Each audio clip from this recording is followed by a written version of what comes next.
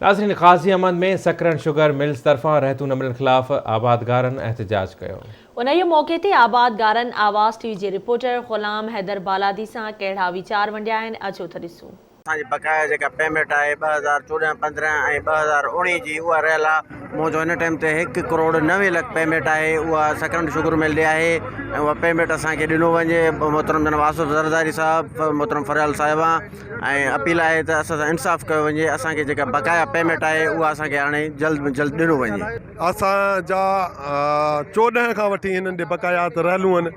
आबादगार रड़ियूं करे करे हिननि जा ॾटा जेके आहिनि ख़तमु कोन था थियनि। अहिड़े नतीजनि ते पहुता जे असीं ख़ुदकशियूं करण जे लाइ तैयार आहियूं। करते हैं 4 दिन हो गए हमें पड़े हुए।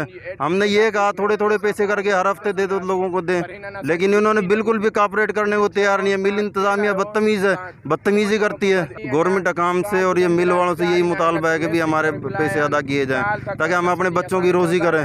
असांजी तकरीबन 4-5 साल का बकाया है। सुप्रीम कोर्ट जो आर्डर है बाबा ज़मींदारनि खे पैसा ॾियो, ज़मींदारनि खे पैसा ॾियो। ही इंतज़ामिया कुझु ॿुधण लाइ तयारु न आहे। हर साल नई टोपी ड्रामो, नवां ब्रोकर आणे नई तरीक़े सां ज़मींदारनि खे फुरियो थो वञे।